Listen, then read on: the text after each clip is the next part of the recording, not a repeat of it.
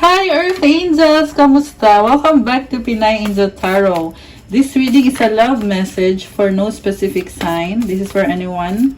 General love reading, kaya maaaring mag-resonate o hindi. Pero pag nag-resonate, comment nyo para alam ko. Kamusta kayo guys? Comment present para alam kung nanonood kayo. Tingnan natin muna yung mga unang mensahe para sa inyo. Ayan, may dumaan na tricycle. Sensya na sa ingay. Okay, kuha tayo ng mga unang mensahe. Dali. Okay, so ito muna. I let go of the shadow of the past by seeing someone for the first time with the eyes of love. Mukhang nagbago yung tingin mo sa sitwasyon or pinag-aaralan mo ngayon yung sitwasyon at nagkakaroon ka ng clarity. I-let go mo na daw yung mga hindi magandang nangyari or yung mga negative na nangyari sa past. Kalimutan mo na yon kasi pwede namang tingnan ulit yung sitwasyon sa ibang paraan. May na-feel ako dito na naging toxic na situation pero ngayon nagbago yung tingin mo or nagbago yung isip mo. Okay. My fearless freedom lights up the world. Parang ang ganda ng aura mo. Nagpapasaya ka ng mga tao sa paligid mo because of your freedom. Okay. Next card. Power. You instinctively know what is right for you and you have a power to say no or walk away at any time. May tinalikuran ka. Kasi alam mo kung anong nararapat sa'yo, kung anong deserve mo. Kaya mo magdesisyon kung kailangan na bang i-let go yung isang sitwasyon or isang tao sa buhay mo. Next card is Forgiveness. Stop focusing your energy on past events, for life is too precious to waste. You create your reality by what you think, dream, and imagine. Wow! So, again, meron mga past na nangyari na bumabalik sa'yo. Kaya sinasabi sa'yo dito, wag mo na daw isipin yon. Kasi you create your own reality. Kung ano yung iniisip mo at pinapangarap mo, yan din yung namamanifest mo. So, ibig sabihin, mag-ingat ka din sa iniisip mo, i-filter mo. Okay? So, ngayon tingnan natin sa tarot, guys. Ay. Tingnan natin ano mga energies connected sa'yo ngayon. Kung ano bang susunod sa iyong love life. Wait lang. Ready ko muna yung cards. So, kamusta naman kayo? Okay, ito na.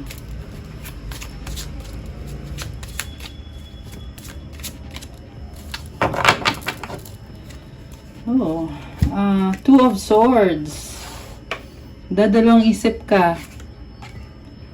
Tinatago mo kung ano yung mga iniisip mo. Natatakot ka eh. Hindi ka sure. Parang kini-question mo yung mga meron kang gustong gawin eh, pero nagdadalawang isip ka, kaya tinatago mo muna. Or, merong person dito na gusto mo siya. Kailangan mo siya. Feeling mo kailangan mo itong taong to. Pero tapos na kayo. Ten of Swords. At nagbago ka na ngayon. Oh my gosh! Alam mo, nakita ko dito, merong magbabalikan or may magbabalik.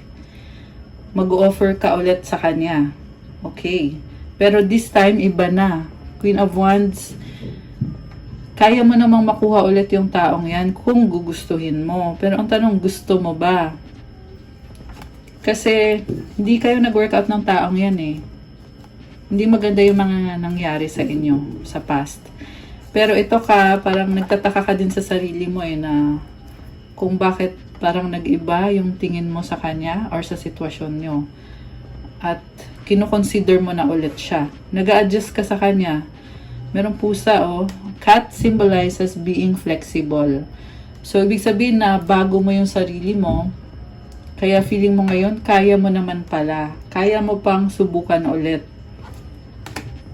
Okay, next. Wow, Wheel of Fortune. Oh my gosh. This is about expansion and growth and blessings from the universe. So, nagbago yung sitwasyon dito, guys. Wheel of Fortune. Kasi, sabi nga, umiikot kasi yung gulong ng kapalaran, di ba? So, nagbago at mukhang umuusad na ulit yung isang connection or sitwasyon. And you are taking charge of this situation. Parang hawak mo yung desisyon kung ano ba ang susunod na mangyayari dito. Okay. Ace of Swords. Oh my gosh. Breakthrough. Six of Pentacles. Parang may utang na loob ka sa kanya or meron kang kasi karmic connection to eh. So, ibig sabihin, may something pa na kumo-connect sa inyong dalawa. Na inisip mo, ibabalik mo yan or pwede mong ibalik yan. Ten of Cups. Kasi, napasaya ka ng taong yan.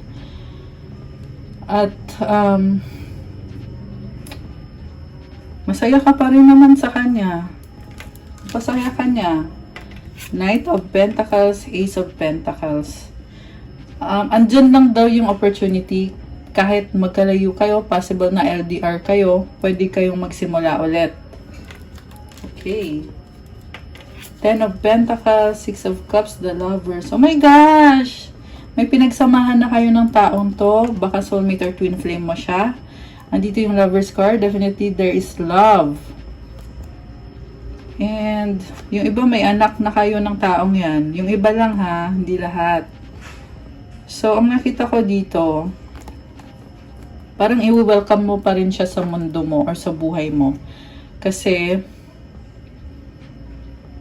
solid yung ano niya eh. Solid yung connection yung dalawa. So, ibig sabihin, pag connect ka sa taong yan, ang lumalabas dito is, na-enjoy mo yung connection ninyo, yung love na meron sa inyong dalawa. Okay? Next. Page of Wands, Hierophant, Four of Cups, Knight of Wands. So, ito na nga, nagbago ka. Merong blessing na, parang sinasabi mo dito, okay, tanggap kita kung ano man yung mga differences natin or kasi magkakaiba kayong dalawa. Pero tanggap mo siya. And hindi ka masaya na hindi kayo nag-workout. Kaya, nakita ko dito, kayang-kaya mong ayusin. Kayang mag-workout ulit to, guys. Pero hanging eh. Nine of Swords, hindi siya maalis sa isip mo. Bakit kaya? Three of Pentacles. Pinag-aaralan mo. Justice. You're setting boundaries.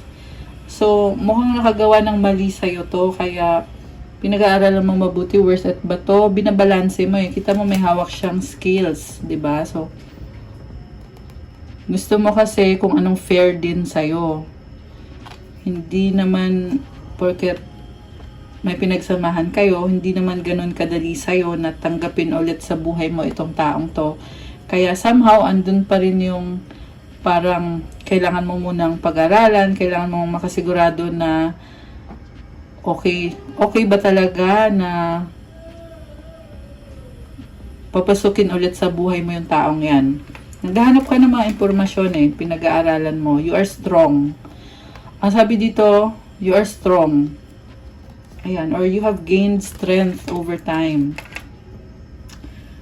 King of Pentacles, Four of Swords. So, gusto mo ng peace of mind. Gusto mo din na maging okay lahat. Merong loyalty. Loyal ka pa rin sa taong to despite everything na mga nangyayari. Grabe, ang lalim naman ito.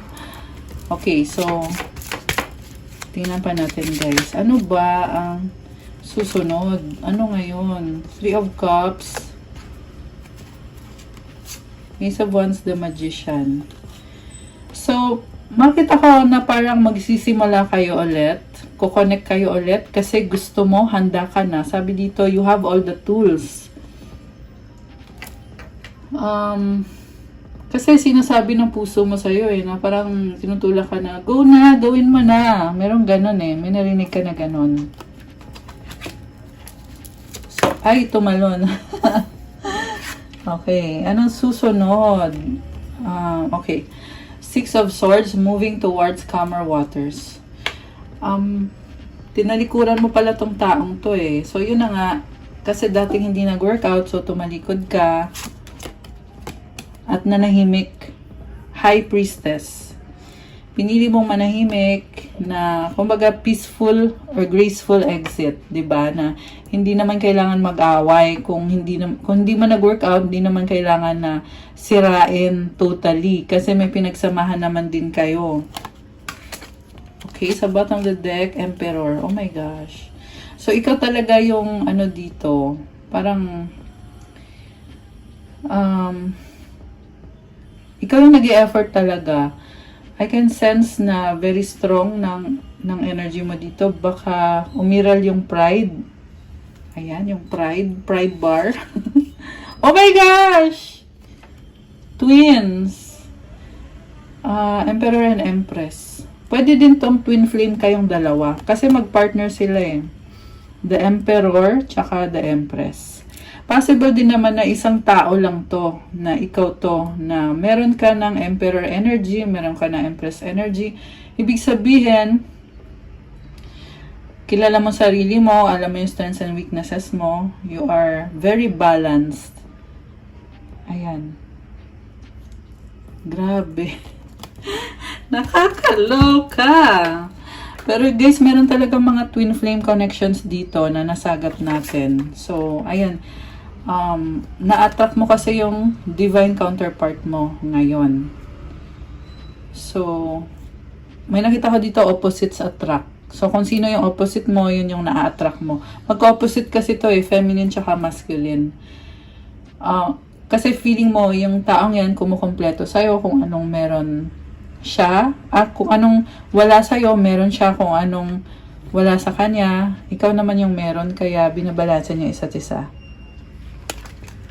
Two of Wands, pinag-aaralan mo, inobserbahan. Natuto ka na eh. Kaya mo ng sarili mo, kaya hindi ka basta-basta gagawa ng desisyon na posibleng hindi rin naman magtatagal or hindi din naman sa dulo, hindi rin naman pala kayo para sa isa't isa. At alam mo yon. Okay. Kaya napakahirap na desisyon ang gagawin. Kaya naman yung unang card pa lang hindi ka makapag-desisyon eh. Six of Wands, Page of Pentacles, Eight of Cups. May nakita kong magkakaayos. Pero,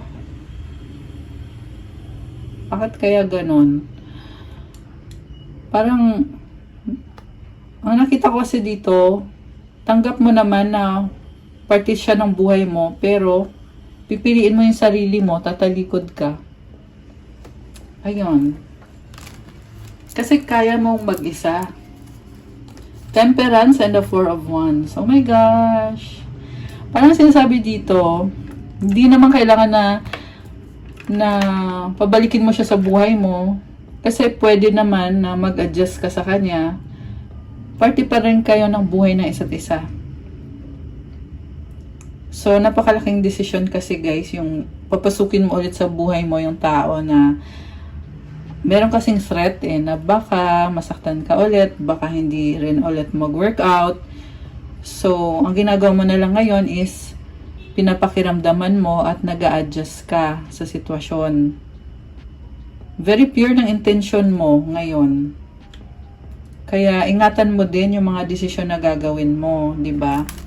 Ayan, which is yan din naman yung ginagawa mo So, King of Swords, Nine of Cups, the Fool. By the way, sobrang ganda ng reading natin ngayon. Napaka-intense. Comment so far yung mga nagre-resonate. Comment, heart. Okay, ayan. So, ngayon, natuto ka na, kaya mong sarili mo, and parang feeling mo dito, hindi pa kayo okay, pero mas pinipili mo maging logical. Pinipili mo kung ano yung tama para sa'yo. Kasi masaya ka at kontento ka na sa buhay mo, sa sarili mo. The Devil, oh my gosh. Merong third party na lumabas. Mabigat. Ayan, burden. Parang nisip mo dito, wala kang magagawa sa sitwasyon, nakastuck ka na dyan. So, siguro feeling mo, nakastuck ka sa isang sitwasyon, na gusto mo na maging malaya dyan eh. Pero, pakiramdam mo dito, wala kang magagawa. Kaya ka, nagsastruggle ka. So, tinatry mo na lang ikalma yung sarili mo at inisip mo na lang na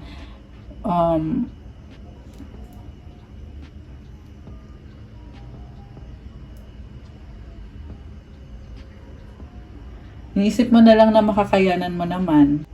Ayan, so, okay. Nagsastruggle ka eh kasi gusto mo mangyari yung pagbabago sa buhay mo. Iniwanan ka pala niya. Okay. Iniwanan ka niya pero kinakalma mo yung isip mo. Iniwanan ka niya or naghiwalay kayo. Kasi na-feel mo dito mag-isa ka, ikaw yung naiwan. Pero tinatry mong ayusin. So, baka nagkaroon ng third party dito or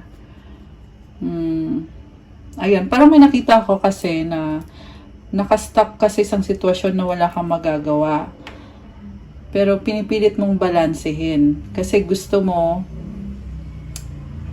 makuha lahat. Okay, kaya ang hirap.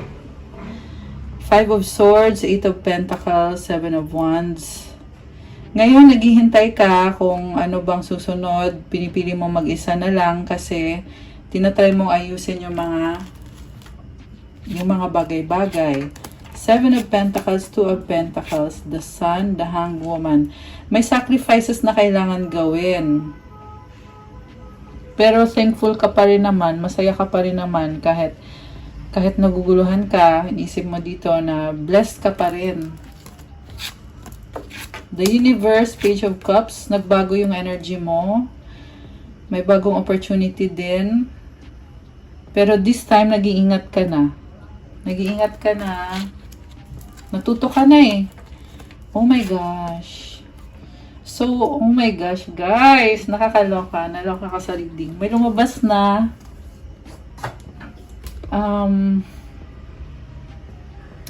May lumabas na isang person. So, meron talagang other party.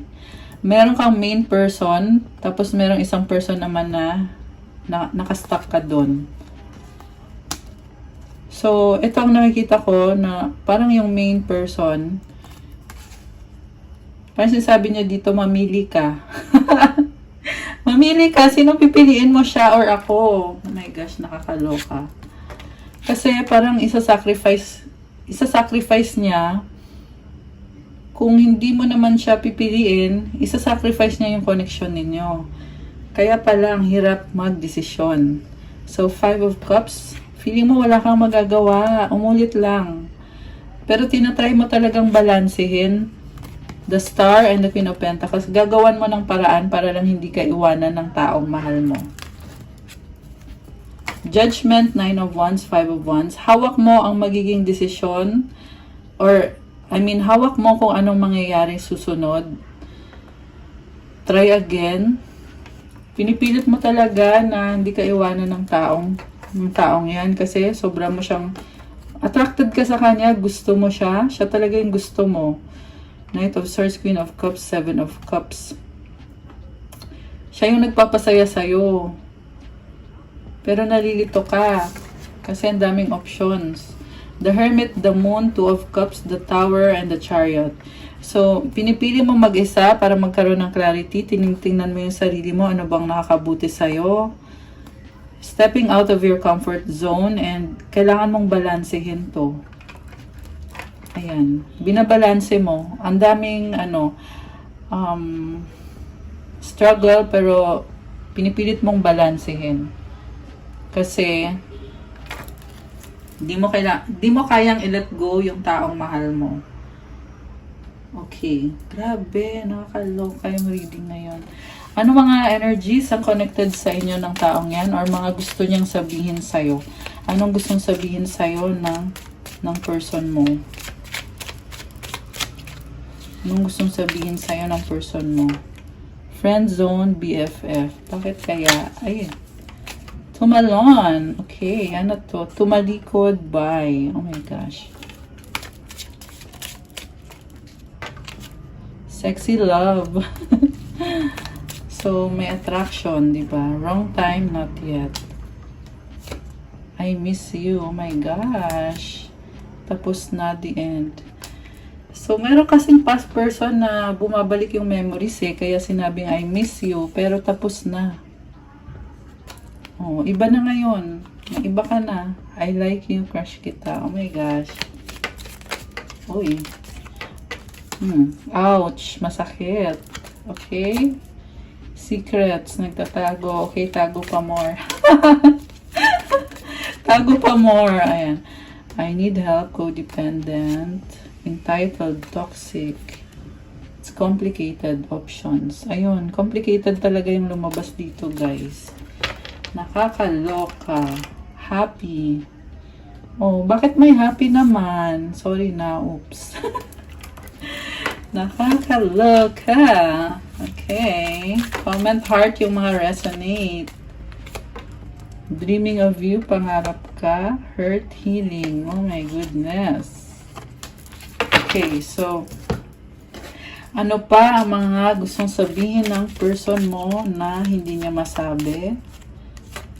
I need you. Oh my gosh. I love you! Guys! Char. Over. Okay. Kinilig yan. Okay.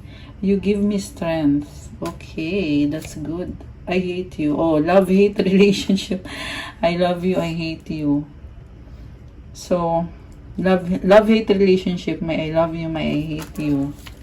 Nakakaloka. Ano pa? I appreciate you. Okay.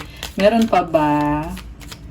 O wala na. Ito. I have so much things running in my head. Oh my gosh. Grabe. Hindi basta-basta yung pinagdadaanan ng person mo. Please, people don't believe in me. Okay. Meron pa. Ayan. I hide my true self. Okay. Tago pa more. We are healing and learning with all of this. Grabe ang lalim nito, oh. Ang mahalaga, merong healing at merong learning, natututo. Diba? Nagkakaroon ng growth and maturity. You hurt me. Oh my gosh. Okay. So, ngayon kukuha tayo ng advice. Anong advice sa ating mga live viewers? Advice para sa'yo. Anong advice? Anong advice? Parang dalawa yung advice. Sige na nga, kunin natin dalawa. Okay. Health, tsaka travel. Oh, wow. So, allow me, divine, to be tender and accepting of my body no matter what ailments I may have. May I always know it's doing the best that it can. Help me be a loving ally and friend to this sacred form. Alagaan at mahalin mo daw ang sarili mo. Alagaan mo yung health mo. Ayan. Travel. Baka magta-travel kayo. Let every aspect of this trip unfold in harmony. May divine order arrange and handle every detail. I'll be guided easily and follow the leads as they are shown. So, pwedeng literal na travel. Pwede din itong journey na prayer kasi to eh. Para gabayan ka, para malaman mo kung paano mo i-handle yung journey mo or yung situation mo at kung ano ang dapat mong gawin. Ayan. So, good luck sa mga journey ninyo. Okay, guys. That's all sa ating love message for today. Thank you for watching. I-like nyo na tong video na to. Comment kung nag-resonate ba or kung ilang percent nag-resonate. Kung 100%, 50%, or kahit 10%, i-comment nyo na rin. Subscribe and hit the notification bell. Kung kailangan nyo ng gabay, kung kailangan nyo ng more information, you can book a private reading, pero may bayad po yun. Tingnan nyo na lang sa description box, andyan na yung mga detalye. Huwag kayong mahiyang mag-message sa akin, guys. And if you want to start your crystals journey, meron po tayong mga crystals. Meron pang attract ng love, money, wealth, prosperity, abundance, protection, focus, self-confidence, motivation, manifestation, mental clarity, at marami pang iba. Lahat po ng crystals ay merong specific prayer and mantra na nilalagay sa crystals to enhance, and meron specific intentions para sa'yo. Thank you guys. Have a good day. God bless. Stay safe. I'll see you again soon. Love you guys. Bye!